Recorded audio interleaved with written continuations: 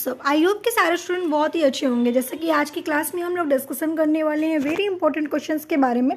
जैसे कि आपने देखा था कि सेल चैप्टर आपका पूरा कंप्लीट हो गया था और उसके लिए हम लोग एमसीक्यूज भी आपको करा दिए थे। ठीक है, तो एमसीक्यूज में मैंने आपको 33 क्वेश्चंस कंप्लीट करा दिए थे। नेक्स्ट क्वेश्चन पे हम डिस्कशन करेंगे जो आपके एग्जाम के लिए बहुत ही इंपॉर्टेंट है। अगर आपने अभी तक चैनल को सब्सक्राइब नहीं किया तो जल्दी से चैनल को सब्सक्राइब करके बेल आइकन बटन को ऑन रखिए। चलिए, तो आपका टाइम ना लेते हुए हम अपने टॉपिक पे आते हैं। आज का जो फर्स्ट क्वेश्चन है बहुत इंपॉर्टेंट है और आप सभी को आंसर देना है। जैसा कि अगर हम फर्स्ट क्वेश्चन के बारे में डिस्कशन करते हैं तो निम्न में से किस कोशिका द्रव्य कोशिकाओं को यूकैरियोटिक कोशिकाओं के भीतर प्रोकैरियोटिक कोशिकाओं को माना जाता है। तो पहला क्वेश्चन आपके लिए है और आप सभी को कमेंट में आंसर देना है। ठीक है, वेट नहीं करना है, आप सभी को आंसर देना है। अगर आपको नहीं आता तो आप अपना बुक ओपन करिए, पढ़िए उसको और कमेंट करके आंसर दीजिए, क्योंकि अगर आप आंसर इसका देंगे, अगर आप आंसर दोगे बुक पढ़कर, तो हो सकता है आपको एक क्वेश्चन की वजह 3 क्वेश्चन 4 क्वेश्चन मिल जाए। तो ये गलती मत करना, इसे इग्नोर करने की कोशिश मत करना। ठीक है, चलिए आते हैं नेक्स्ट क्वेश्चन पे। सेकंड क्वेश्चन क्या कह रहा है? सेकंड क्वेश्चन की अगर हम बात करते हैं तो कोशिका का जीवित अंश जीवद्रव्य कहलाता है। सभी को पता है कि कोशिका का अंश जो होता है वो क्या कहलाता है? जीवद्रव्य कहलाता है। तो यह किससे बना होता है? ठीक है, जीवद्रव्य किससे बना होता है? तो आप क्या बताओगे भाई? आप कहोगे कि मैम केवल कोशिका द्रव से, कोशिका द्रव या केंद्रक द्रव से, क्या केंद्रक केवल केंद्रक द्रव से, या कोशिका द्रव, केंद्रक द्रव और अन्य कोशिकाओं से। तो याद करो, देखो जीव द्रव को इंग्लिश में प्रोटोप्लाज्म बोलते हैं और प्रोटोप्लाज्म का डिस्कवर किसने किया था? पुरकिंजे ने किया था।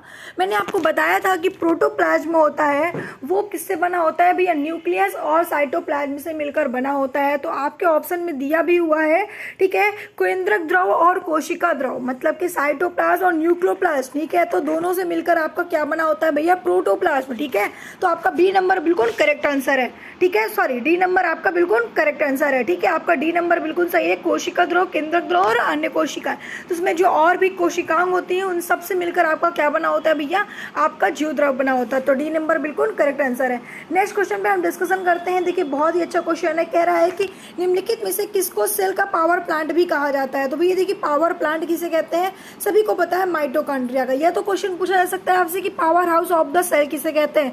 तो आपको बताना है माइटोकॉन्ड्रिया। कोशिका का ऊर्जा ग्रह किसे कहते हैं? माइटोकॉन्ड्रिया। कोशिका का शक्ति ग्रह किसे कहते हैं? माइटोकॉन्ड्रिया।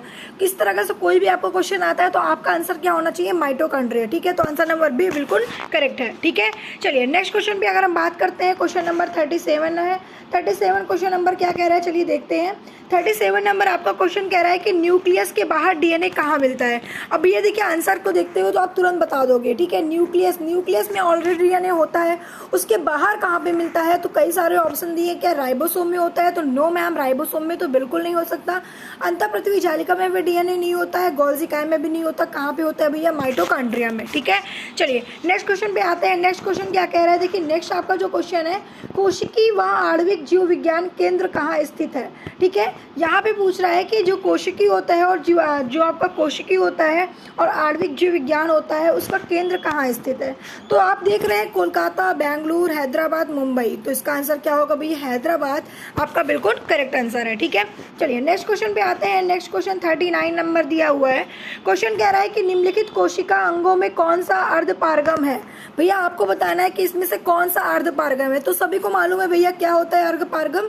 कोशिका झिल्ली। ठीक है, कोशिका झिल्ली जो होती है वो अर्धपारगम होती है। ठीक है, चलो नेक्स्ट क्वेश्चन पे डिस्कशन करते हैं। नेक्स्ट क्वेश्चन आपका क्या कह रहा है? फ्लोएम में सहचर कोशिका किसमें पाई जाती हैं? ठीक है, बहुत ही अच्छा क्वेश्चन है कि जो फ्लोएम होता है, फ्लोएम को इंग्लिश में भी फ्लोएम ही बोलते हैं। ठीक है, उसमें सहचर कोशिका किसमें पाई जाती है? कौन से प्लांट में पाई जाती है? अनावृत बीजीय पौधे, मतलब जिम्नोस्पर्म, ब्रायोफाइटा, टेरिडोफाइटा, या एंजियोस्पर्म, या एंजियोस्पर्म, जिम्नोस्पर्म, ब्रायोफाइटा, टेरिडोफाइटा। तो आपको आंसर बताना है क्या ना? डी नंबर भैया आपका होगा क्या? आवृत बीजीय पौधे। ठीक है, चलिए नेक्स्ट क्वेश्चन पर डिस्कशन करते हैं। नेक्स्ट क्वेश्चन आपका क्या कह रहा है? कोशिका या कोशिक में निम्न में से कौन सी पाचन थैली कहलाती है? आप देख रहे हैं कि पाचन थैली भैया किसे कहते हैं? आपको जो मैंने लाइसोसोम पढ़ाया था तो वहाँ पे बताया था कि जो पाचन थैली का मतलब क्या होता है, जो आपके डैमेज सेल, डेड सेल्स होते हैं उसको जो डैमेज करने का काम करता है। लाइसोसोम में एक इंजाइम पाया जाता है जिसका नाम है हाइड्रोलाइज इंजाइम। ये क्या होता है, ये क्या करता है भैया कि जितने भी आपके डेड सेल्स या कोई डैमेज हो गया, कोई तरह का सेल्स, ओल्ड सेल्स हो गया, नहीं काम कर रहा है, पुराना हो गया, डेड हो गया, किसी भी तरीके से खराब सेल्स जो होंगे उसको क्या करता है, डाइजेस्ट करने का काम करता है। इसलिए पाचन थैली भी कहते हैं। या फिर आपसे क्वेश्चन पूछा जाएगा कि आत्महत्या थैली किसे कहते हैं, ठीक है, आपसे पूछ सकता है आत्महत्या थैली किसे कहते हैं, तो भी आपको क्या बताना है भैया, आत्महत्या थैली का मतलब होता है क्या, आंसर आपका होना चाहिए लाइसोसोम। ठीक है, चलिए नेक्स्ट क्वेश्चन पे आते हैं। नेक्स्ट क्वेश्चन आपका क्या कह रहा है कि निम्न में से किस कोशिकाओं को एटम बम कहते हैं। बहुत ही अच्छा क्वेश्चन है भैया आपका, एटम बम किस कोशिकाओं को कहते हैं, तो भैया उसी को कहते हैं क्या, लाइसोसोम। ठीक है, लाइसोसोम को ही एटम बम कहते हैं। क्यों, क्योंकि भैया लाइसोसोम को एटम बम इसलिए कहते हैं क्योंकि यही तो विस्फोट करता है हमारे, है ना, यही तो विस्फोट करता है, सबको भगाता है, रिमूव करता है, डाइजेस्ट करने का काम करता है, इसलिए इसको क्या कहते हैं, विस्फोटक। ठीक है, चलो नेक्स्ट क्वेश्चन पे डिस्कशन करते हैं। नेक्स्ट क्वेश्चन आपका कह रहा है कोशिकाएं जो द्वार कोशिकाओं से निकट रूप से संबंध और अतिवृष्ट हैं। ठीक है, कोशिकाएं जो द्वार कोशिकाओं से निकट रूप से संबंध और अतिवृष्ट हैं, तो आपका आंसर क्या होना चाहिए भैया, सहायक कोशिकाएं। जो सहायक कोशिकाएं होती हैं वो द्वार कोशिकाएं से निकट रूप से क्या होती हैं, संबंध और अंतविष्ट होती हैं। ठीक है, चलिए नेक्स्ट क्वेश्चन पे आते हैं। नेक्स्ट क्वेश्चन कह रहा है कि निम्नलिखित पोषकों में से कौन सा एक पौधा की कोशिका भित्ति संरचनात्मक घटक होती है। भैया आपको बताना है कि ऐसे पोषक में से कौन से एक ऐसे पोषक हैं, एक पौधे की कोशिका जो भित्ति की संरचनात्मक घटक होती हैं।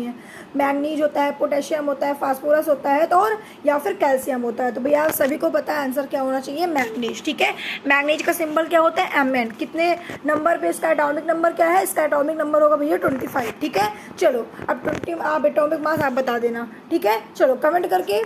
अब चलिए नेक्स्ट क्वेश्चन पे बात करते हैं। एक मृदुक कोशिका जो कि कोशिकीय अजैव पदार्थ संग्रह करती है क्या कहलाती है। ठीक है, क्या कहलाती है भैया, फ्रैगमोब्लास्ट या आइडियोब्लास्ट या कोनिडोप्लास्ट या फिर क्लोरोप्लास्ट।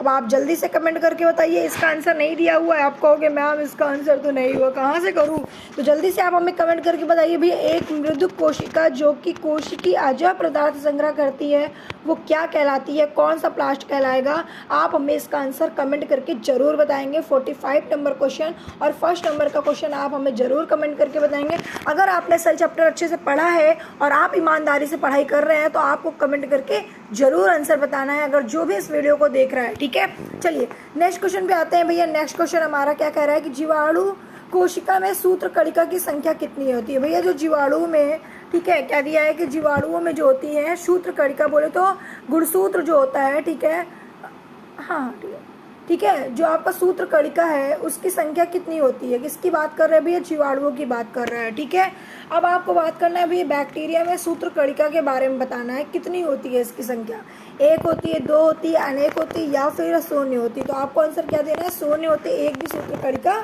नहीं होती है। अब आप सोच रहे हो कि सूत्र कणिका क्या है, मेरे प्यारे बच्चे, सूत्र कणिका का मतलब होता है माइटोकॉन्ड्रिया। ठीक है, क्योंकि माइटो का मतलब होता है सूत्र और कॉन्ड्रिया का मतलब होता है क्या भैया, आपका हो जाएगा, मतलब क्राइंडिया का मतलब होता है ग्रैनुअल, ग्रैनुअल का मतलब होता है धागे या कण। तो आपके जो माइटोकॉन्ड्रिया होते हैं छोटे छोटे कण से मिलकर बना होता है, इसलिए इसको सूत्र कणिका के नाम से जाना जाता है। ओके, उसके बाद अगर हम नेक्स्ट क्वेश्चन के बाद डिस्कशन करें तो कह रहा है कि जीवाणुविक कोशिका में नहीं होता है, क्या नहीं होता भैया, कोशिका भित्ति, राइबोसोम, सूत्र कणिका या फिर जीव द्रवी कला। तो आपका आंसर बिल्कुल सही रहेगा, सी नंबर, माइटोकॉन्ड्रिया। ठीक है, जो आपका जीवाणुविक कोशिकाएं में नहीं होता है वो क्या नहीं होता है भैया आपका, तो आपको अभी आंसर आपने देखा है सूत्र कणिका क्या होता है, माइटोकॉन्ड्रिया नहीं होता। ठीक है, चलो अगर हम नेक्स्ट क्वेश्चन की बात करते हैं, 48 नंबर क्वेश्चन कह रहा है ज्ञात सबसे छोटा प्रोकैरियोटिक जीव होता है। ठीक है, अब देखिए यहाँ पे सबसे छोटा प्रोकैरियोटिक जीव पूछा है, तो आपको पता होना चाहिए कि चाहे जो भी हो, अगर आपसे पूछता है कि हमारे पूरे यूनिवर्स में सबसे छोटा सेल कौन सा है, तो आपको बताना है माइकोप्लाज्मा। क्या बताना है भैया, माइकोप्लाज्मा। इसको PPLO के नाम से भी जानते हैं, जोकर ऑफ प्लांट भी बोला जाता है इसे। ठीक है, माइकोप्लाज्मा, माइकोप्लाज्मा क्या होता है, ये एक बैक्टीरिया होता है। ठीक है, तो सबसे छोटा प्रोकैरियोटिक जीव कौन सा होगा भैया, माइकोप्लाज्मा होगा। ठीक है, अब अगर पूछा जाए सबसे बड़ा कौन सा है, तो तो सबसे बड़ा एक कोशिकी जीव कौन सा है, तो आपको बताना है भैया कौन सा होगा, बी नंबर। बी नंबर क्या दिया है, एस्टेबुलेरिया। ठीक है, जो आपका एस्टेबुलेरिया होता है वो सबसे बड़ा होता है। ठीक है, चलिए नेक्स्ट पे बात करते हैं हम लोग। नेक्स्ट क्या कह रहा है कि प्रोटीन संश्लेषण का प्लेटफॉर्म किसे कहते हैं। अब देखिए प्रोटीन संश्लेषण की बात कर रहा है कि उसका प्लेटफॉर्म किसे कहा जाता है। ऑप्शन नंबर ए गोल्जी का है, option number B mitochondria, option number C ribosome, option number D lysosome. तो भैया आपको बता दें, अगर प्रोटीन संश्लेषण की बात कर रहा होगा तो आपका आंसर क्या होगा, राइबोसोम ही होगा, क्योंकि राइबोसोम का ही काम क्या होता है, प्रोटीन का फॉर्मेशन करना, प्रोटीन का निर्माण करना। ठीक है, चलो 51 नंबर क्वेश्चन आ गया। 51 कह रहा है कि वसा का संचय कोशिका का कौन सा अंग करता है, गोल्जी बॉडी, माइटोकॉन्ड्रिया, राइबोसोम या लाइसोसोम। आप सभी को पता है कि वसा की बात जहाँ पे आती है वहाँ पे क्या होगा भैया, गोल्जी का। गोल्जी क्या करता है, फैट का संचय करता है। ठीक है, चलिए प्रकृति की सबसे बड़ी कोशिका होती है, प्रकृति की सबसे बड़ी कोशिका कौन सी होगी, सी नंबर। पूरे यूनिवर्स में अगर पूछा जाए तो पूरे यूनिवर्स का सबसे बड़ा कौन सा होता है, सी नंबर होगा, तंत्रिका कोशिका। ठीक है, चलिए 53 नंबर की अगर बात करते हैं, निम्नलिखित में सबसे छोटी कोशिका है। तो भैया निम्नलिखित में अगर सबसे छोटी कोशिका की बात करते हैं तो डी नंबर दिया है। ठीक है, अभी देखो आपसे मैंने बताया भी था आपको कि सबसे अगर प्रोकैरियोटिक में भी पूछ रहा है तो भी आपका क्या होगा, माइकोप्लाज्मा होगा। पूरे यूनिवर्स में पूछेगा तो भी आपका क्या होगा, माइकोप्लाज्मा होगा।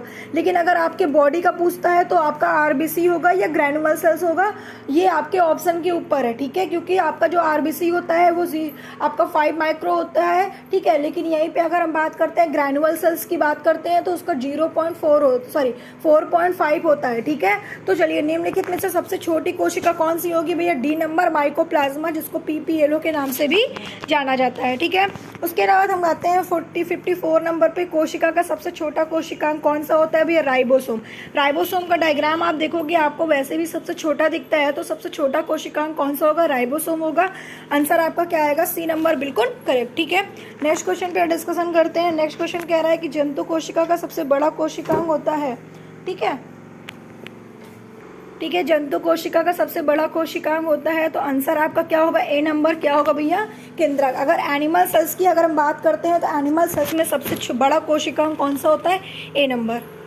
ठीक है, तो आपका ए नंबर बिल्कुल करेक्ट आंसर है, केंद्रक। ठीक है, 56 नंबर की अगर बात करो, पादप कोशिका का सबसे बड़ा कोशिकांग होता है, क्या होगा भैया, B number, good. B number क्या दिया हुआ है, लवक। अगर पादप कोशिका में बात करते हैं तो भैया लवक होगा। अगर एनिमल्स में बात करते हैं तो आपका न्यूक्लियस केंद्रक होगा। ठीक है, तो इस तरीके से मैंने आपको टोटल 56 क्वेश्चंस बताएं जो सेल्स के बहुत ही इंपॉर्टेंट क्वेश्चंस थे। ये आपके कई बार एग्जाम में पूछे गए हैं। तो आज के लिए यहीं पे हम लोग अपनी क्लास को समाप्त करते हैं। नेक्स्ट वीडियो के लिए आप इंतजार करते रहिए। आपका टीसू चैप्टर चल रहा है और टीसू का भी एमसीक्यू जल्द ही हम लोग लेकर आएंगे। Okay, thank you.